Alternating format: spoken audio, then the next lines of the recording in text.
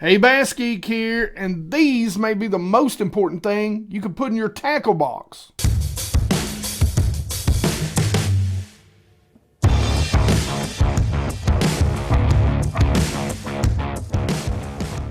All right, let's go ahead and jump right into things, guys. I've got some really cool stuff from some small guys and some good stuff from some of the bigger manufacturers out there in the fishing world. Make sure you go out and you check out Shop BassGeek, okay? There's a link in the description. You can get everything from hoodies, which you see me wearing my hoodie all the time. I love my hoodies, t-shirts, kids' clothes, mugs. I mean, you name it, it is out there. And if it ain't, it's coming. You can get in the traditional BassGeek logo, or you can show that you're part of the BassGeek Nation by wearing the BassGeek Nation flag. The very first thing I want to talk to you about, and one of the things that's kind of been hard to find around my local tackle shops, been flipping hooks. So I went ahead and put an order in with Mustad. Now, I do have a 20% off link, guys. You can go to Mustad and pick these up, and it's like a sale all year. So even if the Black Friday sale's gone, even if the Christmas sale, even if whatever is gone, 20% off all Mustad gear. So the one thing that I went out and picked up, and one of the things that I'm a really big fan of, is the grip pins. These are the grip pin Max.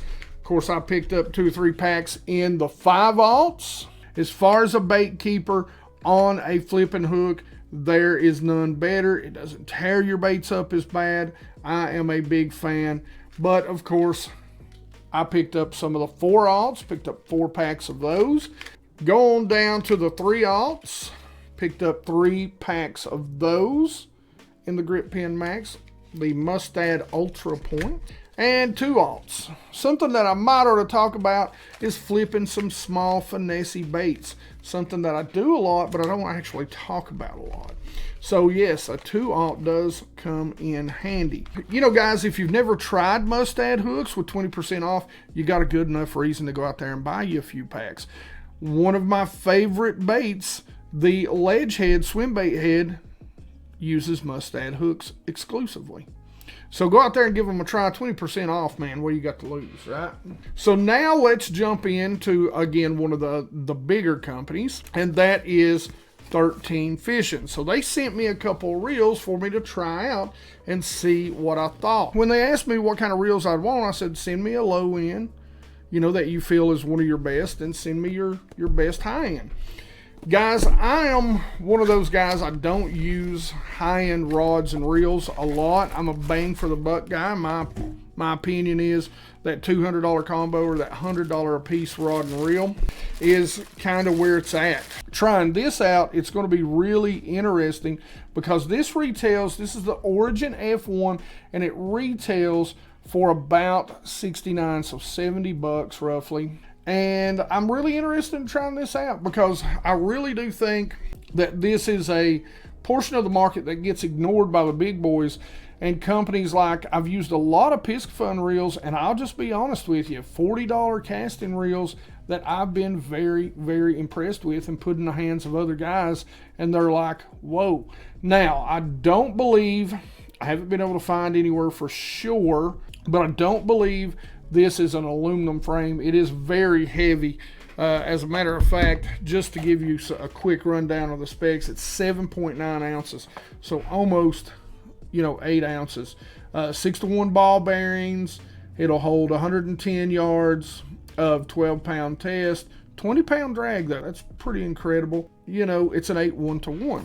Lose American Hero runs about right around the same price. So we'll see how it stacks up. We'll see what we think about it, what we like and what we don't. I'd really like to see, some companies start really digging into this level because, it's hard, man. It's hard to spend $200 on a rod reel combo on a bait caster, The second one, and I'm super stoked to try this. This is a 7.5-to-1. This is the Concept Z2.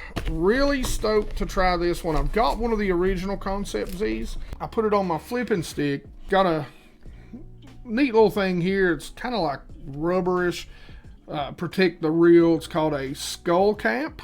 I was a little, I don't know, let down. I don't know if I need to oil it or what, so we'll dig into that a little bit later.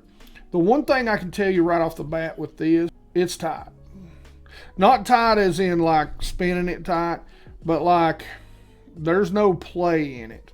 So that's really super nice. I love this color, flat grayish color. I don't know what to call it. You know, overall, looking at the design of the reel, man, I really like the design. It's light. This reel comes in at 6.73 ounces, so a little deeper spool, 125 yards of 12-pound test, and it's got a 22-pound drag on it. Really, just a good looking reel. I mean, I like the designs, the little carvings, but we'll get into everything else a little bit later. I went by Watson's a few weeks back and picked up a few things. I always do. You know how it is. You go into a place and you're always going to pick something up. You guys know I'm a big A-Rig fan, and so they carry they're called DNC custom baits. They're from a local guy that makes them, and this is an 8-blade and this is a 4-blade. I like these a lot. I've used them quite a bit. Like the design of them. There is a phone number right there if you can see that. If not, it'll be in the description. You can check them out. Now, the bad thing about Watson's is Watson's doesn't have a website. I mean, they got a website, but they don't really sell stuff on it. So if you see anything here from Watson's and you can't find it, just give Watson's a phone call. Again, Watson's Marining in Blunteville, Tennessee, I do believe. Something else that DNC makes, and guys, you'll know I'm picky when it comes to my heads, okay? I want the screw lock. I am not a fan of shoving my Kitex or whoever up on a head that just has a barb, because when you take it off, you ruin that bait. When a fish bites it, it ruins that bait. I like a screw head. Once you learn how to thread a swim bait on a screw head, you can thread it off and you can actually reuse that swim bait 100 times. It don't come off as bad, and when it does tear, you can take a little bit of mend it and fix it. And that's why I use these quite a bit. This is the DNC custom. This is what I use on their A-rigs most of the time. It's what I use on my A-rigs 90% of the time. They do come in a couple of different sizes. These are 1/8. I'm a 1/8 guy all the way around. These are the heavy wire hooks. I generally, on an A-rig, just use heavy wire. Now, some guys, they like to use the lighter wire. Here's the lighter wire. The reason why they'll use the lighter wire is because if a fish runs through, you know, it tends to grab onto them, you know, like the eagle claw of death. These little bad boys you'll have to call Watson's to get. They will ship them out to you. But if you watched the video with me and my buddy on Clark's Hill, Joey, you'll see we talked about plug knockers, and we rescued one of my baits. And I was talking about the ones I buy from Watson's. But guys, these things are worth their weight in gold. And what I like about these is you thread the line through both of these, and then you shoot it down so this beats against your plug and gets it loose. This, to me, so far has been the best pocket knocker design that I've found. I have not seen anywhere where you can find them for sale on Bass Pro or Tackle Warehouse or any place like that. So you'll have to go to your local shop and see if they have them. And if not, like I said, give Watson's a call. I'll put a phone number down in the description. Another small manufacturer, an upstart company. But guys, I mean, man, he does things right. I mean, the packaging just looks so good. But that's Third Eye Fishing. Now, he sent me a few more things. And of course, he loves the Nico rig, and I love the Nico rig. I don't fish it as much as I should, but he sent me some heads, some 1/8 and some 1/16. I'm a 1/8 guy myself because I fish a little deeper most of the time up here where I'm at. He sent me some of his Nico craws. He sent me the PB&J. He sent me a couple of packs of green pumpkin in the Nico craws, my favorite color. And then this color right here, which is a great color. And guys, these things are great Nico rigs, but they would also make a great little flipping crawl. And that is the Bama bug. Good time of year to throw that Bama bug. Now, he also sent me another pack, and you guys seen me use it on Clark's Hill and on Hartwell.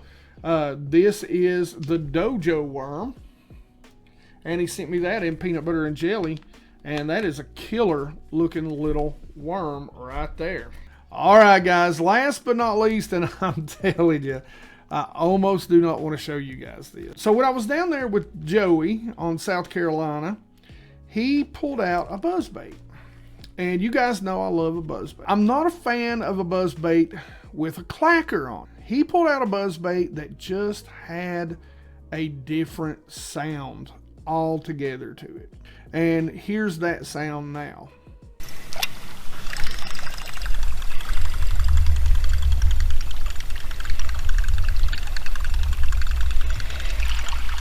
And that sound was, like I said, just different.